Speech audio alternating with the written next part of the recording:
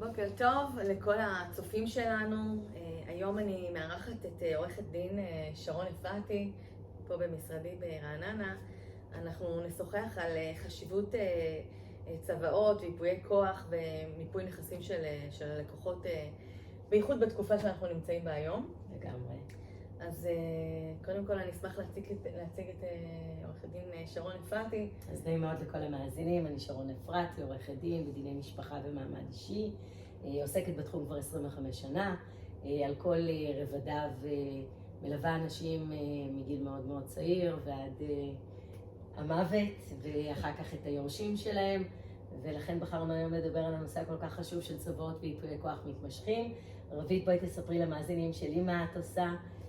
אז שמי רבית לגו, אני בעלת פמילי אופיס, איטרנטי פמילי אופיס, 23 שנים בשוק ההון, מתעסקת למעשה בליווי משפחות בעלות הון וחברות, מתעסקת בעצם בכל התחום הפיננסי, הייעוץ השקעות בחשבונות בארץ ובחול, על פי הצרכים של הלקוחות, וכמובן מלווה אותם גם בפן המשפטי על ידי גורמי חוץ מצוינים וגם בפן המיסויי.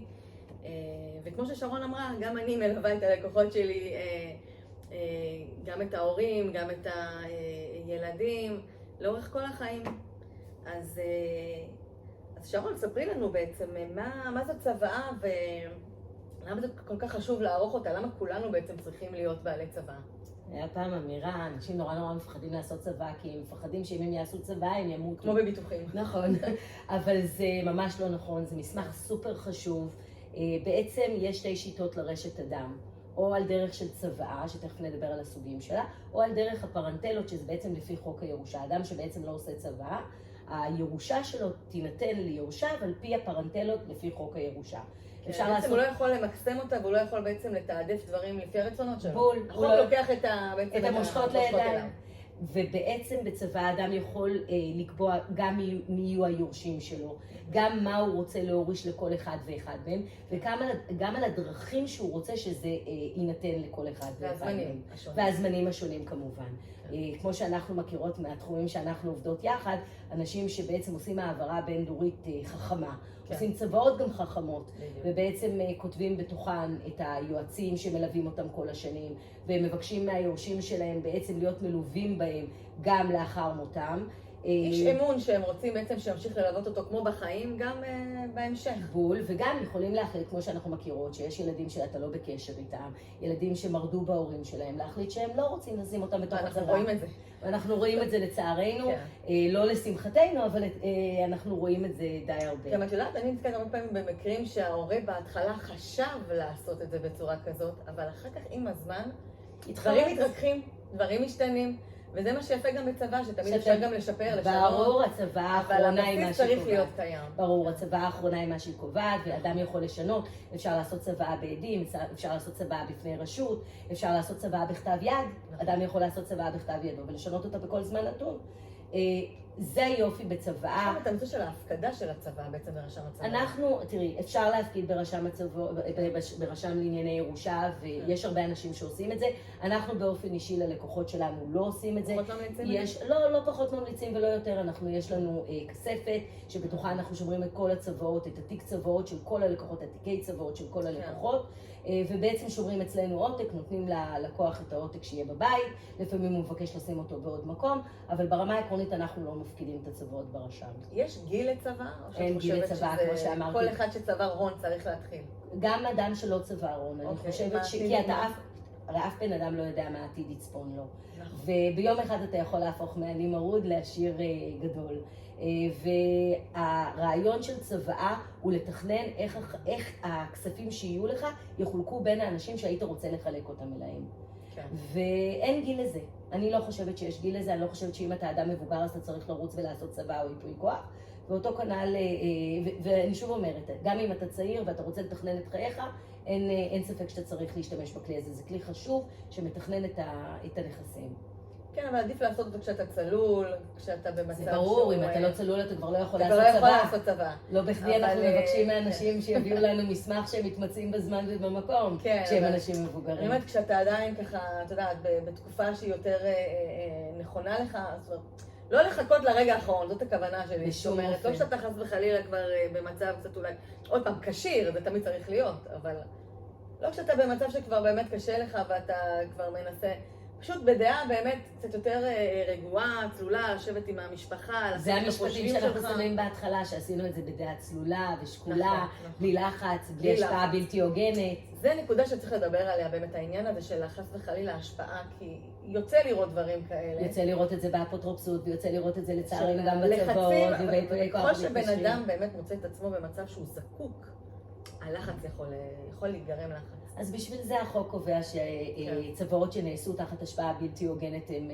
נפסלות, ואפשר להגיש התנגדות וכדומה, וזה כמובן עובר לבית משפט. אבל אתה רוצה למנוע את זה מראש. אתה רוצה למנוע את זה, ואתה מקבל לחשוב שהעורך דין הוא עורך דין טוב, שא' לקבל את המסמכים שצריך לקבל כשזה אנשים מבוגרים שהם באמת מתמצאים בזמן ובמקום, ושתיים שהם לא נתונים להשפעה בלתי הוגנת בעניין הזה. אז זה לגבי הצוואות. יש לנו את ייפויי כוח המתמשכים שאנחנו עושים עליהם. כן? כמה שנים זה כבר ייפוי כוח? 3, 4 שנים? לא, המון. זה כבר לדעתי משנת 2016. 2016. אני לא, עוד פעם, אל תתפסי אותי במילה, אבל אני אומרת עוד פעם, ייפויי כוח מתמשכים הם קצת שונים מצוואות. צוואות זה למוות. ייפוי כוח מתמשך, הרעיון שלו זה שאדם בהיותו עוד פעם צלול וכשיר, ושמסוגל להחליט את ההחלטות שלו, הוא לוקח מסמך והוא קובע במסגרתו מי הם האנשים שהוא רוצה שיטפלו פה. הרי אנחנו מכירים את המוסד של האפוטרופסות, אנחנו זוכרות מהתקופות עברו שאדם פתאום הפך להיות לא צלול ולא כשיר, והיה זקוק למישהו שיטפל פה. היו ניגשים המשפחה או מי שקרוב אליו להגיש בקשה למינוי אפוטרופסות על רכוש ועל גוף, וזה היה הכלי. בא החוק ושינה בצדק ונתן כלי משפטי סופר חכם שנותן לאדם כמו בצבא, נכון, כמו בצבא, לבוא ולהחליט על עצמו מי הוא היה רוצה שיטפל בו, מי הוא היה רוצה שיטפל בעניינים הרכושיים שלו, בעניינים הבריאותיים שלו, בעניינים האישיים שלו, ולא רק זה, הוא גם יכול לקבוע כמה אנשים, כשלמעשה הוא יכול לקבוע שאחד יטפל בעניינים הרכושיים, שזה הילד היותר פיננסי, כלכלי, שמתעסק בכל הנושאים הכספיים של המשפחה, וילד אחר שהוא יותר יודע לרוץ, או ילדה שיודעת לרוץ לעניינים בריאותיים ואישיים. החלטה שגם מתקבלת עם הילדים, יושבים עם הילדים ביחד, וחושבים באמת מה כל אחד חושב שהוא יוכל לתרום יותר, או לעשות יותר, או מתחבר יותר. יש לנו את זה מהסיפורים שאנחנו מטפלות בהם, האנשים שאת מלווה אותם, שאנחנו מחלטות לעשות להם ייפויי כוח מתמשכים, בפגישות עם הילדים, בייחוד בנכסים, באנשי עסקים שיש להם נכסים רבים, ושיש להם כל מיני, והם פזורים בכל העולם, והם רוצים לתת לילדים את הכלים הפיננסיים הנכונים, איך לנהל את זה, עם מי להיות בקשר, עם מי להיות מלווה, לא רק בזמן שהם משתמשים, אלא עוד לפני כן כשהם באים להפעיל את הייפוי כוח המתמשך, כמו שאת זוכרת. בהחלט. עכשיו בואי נעבור רגע על השאלות שאני הכנתי לעצמי לשאול אותך בשביל המאזינים. בשמחה. למה כל כך חשוב להיות מלווה באדם שהוא יועץ פיננסי כדי לתכנן איך יתנהלו הנכסים בתוך ייפויי כוח מתמשכים, בתוך צוואות מהסוג שאנחנו מכירות של בעלי ממון, שממש עושים העברה בין דורית מסודרת?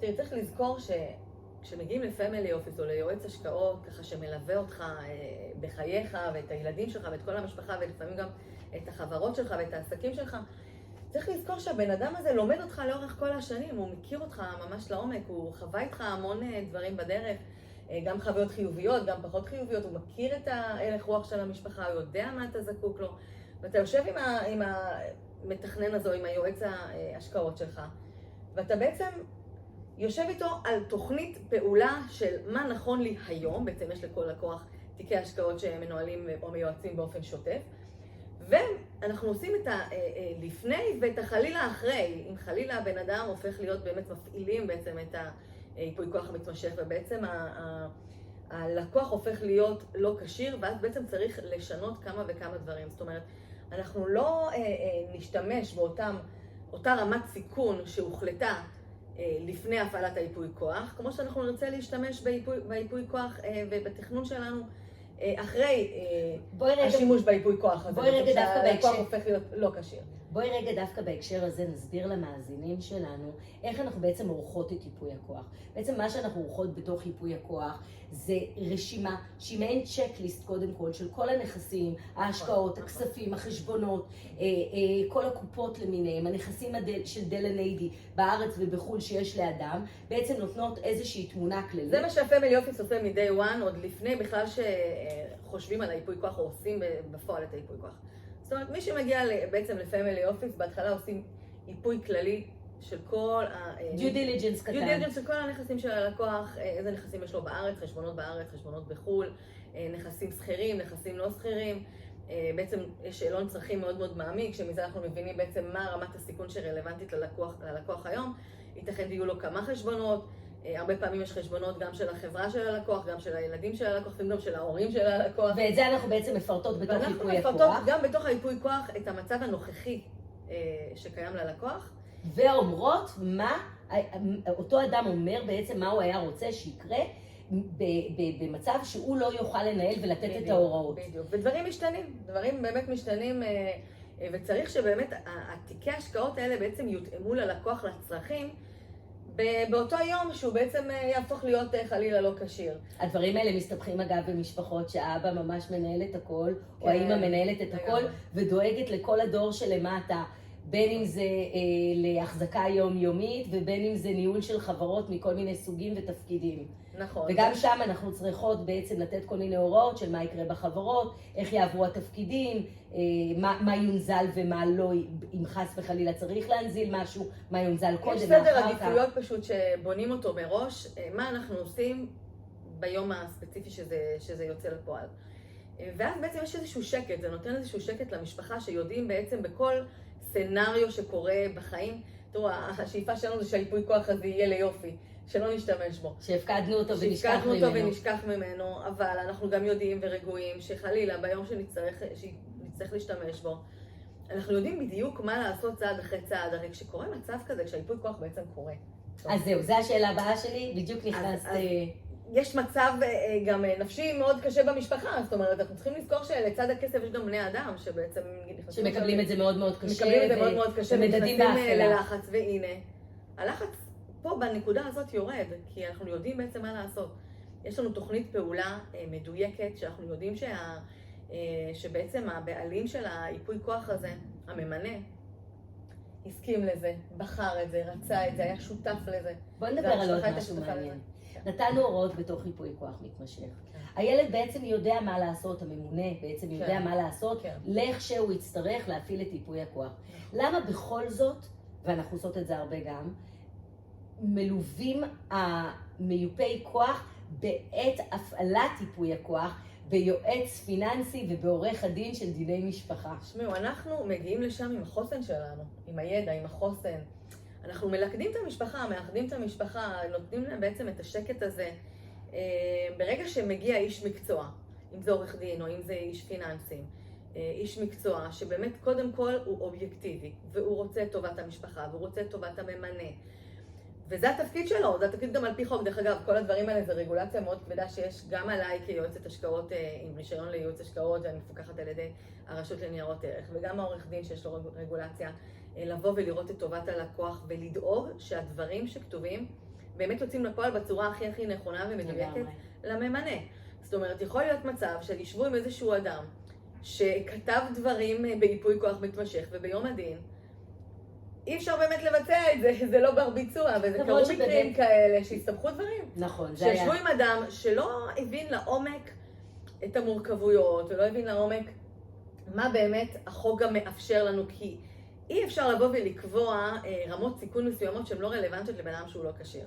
ולכן זה יוצר איזשהו פרדוקס, זה יוצר איזושהי בעיה שאחרי זה צריך באמת לפנות שוב פעם לאפוטרופוס הכללי ולבוא ולבדוק את זה ולראות. זה כשהאדם עדיין כשיר ואנחנו יכולות עוד לשנות את ייפוי הכוח המתמשך. תחשבי שיכול להיות מצב שבן אדם כתב ייפוי כוח מתמשך, ובתוך הייפוי כוח המתמשך הוא נתן הוראות לא נכונות. אז בדרך כלל כשהן לא ניתנות ליישום אנחנו יודעות שזה בסדר, זה רק הנחיות, זה לא באמת חובה לקיים רק אותן. זה הנחיה למיופה הכוח לאיך להתנהל, כשזה העדפה, אבל אם אי אפשר לעשות אותה מבחינה חוקית, מבחינה ביצועית, אז כמובן שהמיופי כוח יבחרו בדרך אחרת. אבל מה את רוצה? את רוצה בעצם לדעת שעשיתם את הדברים בצורה הכי נכונה ומדויקת.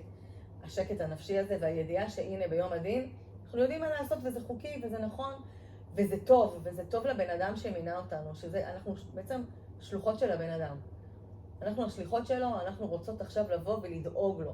כי הוא, עוד פעם, הוא בחיים, אבל הוא במצב פחות טוב כרגע, ואנחנו עכשיו דואגות לו. דואגות לו, באמת, אנחנו הופכות להיות ממש חלק מהמשפחה בעצם. לגמרי. ברצון שלנו באמת להיטיב עם הלקוח הזה. אז בואי נגיד מה ההמלצה שלנו בעצם למאזינים שלנו. קודם כל לעשות צבא. קודם כל לעשות את הצבא ולעשות את היפוי כוח. המתמשך. המתמשך כמה שיותר מהר. ולדעת שגם אם צריך לשנות אותו אפשר לשנות, כי בכל זמן נתון כל עוד אתה כשיר, אתה יכול לבטל את ייפוי הכוח המתמשך וגם לשנות את הצבא, ובעצם מה שקובע הוא האחרון מביניהם. צריך כמובן לדאוג גם לעשות את הביטול אצל האפוטרופוס הכללי אם זה ייפוי כוח מתמשך, ובצבא לכתוב במפורשות שאנחנו מבטלים את קודמתה ואף צבא אחרת בעצם לא תהיה בה תוקף פרט לזו האחרונה שאנחנו עושים. ותמיד להיות מלווים באנשי מקצוע טובים, גם יועצת פיננסית טובה וגם עורך דין בדיני משפחה שמבין מה הוא עושה. עד לפודקאסט הבא, שמרו על עצמכם ושיהיה יום שקט. שנדע ימים טובים ושקטים יותר, ושנהיה באמת, שנהיה אקטיביים בחיים, שבאמת יהיה לנו באמת את הכוח לבוא ולבחור עבורנו מה טוב לנו וליישם את זה. אמן. אז תודה רבה שהקשבתם.